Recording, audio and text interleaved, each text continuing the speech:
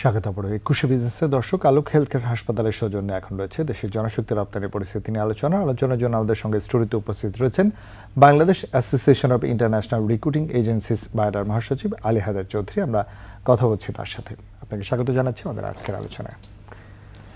জনাব আলী হায়দার চৌধুরী, দীর্ঘ বছর আসলে আপনি সরাসরি বাংলাদেশের জনশক্তি রপ্তানি খাত নিয়ে কাজ করছেন এবং এই জনশক্তি রপ্তানি বা প্রবাসী আয়ের উপরই আমাদের অর্থনীতির একটা বড় চালিকা শক্তি হিসেবে কাজ করে, এটা আমরা সকলেই জানি। প্রথমে একটু বর্তমান যে রপ্তানি পরিস্থিতি জনশক্তির সেটি যদি একটু তুলে ধরেন। ধন্যবাদ। ২১ টিভির অগণিত দর্শক শ্রোতাদেরকে আমি অভিনন্দন জানাচ্ছি।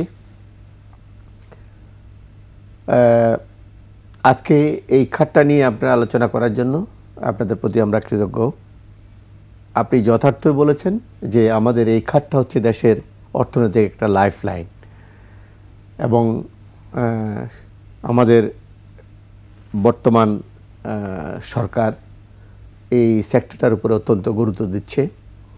কিভাবে আমাদের এই নতুন মার্কেট এক্সপ্লোর করা যায়, কিভাবে আমাদের এই বিদ্যমান যে মার্কেটগুলো আছে সেগুলোকে নিয়ে আমরা কিভাবে আরও ইন অর্ডার মাইগ্রেশন আমরা করতে পারি, অর্ডারলি মাইগ্রেন আমরা কাজ করতে পারি, এই বিষয়গুলো নিয়ে আমরা কাজ করছি।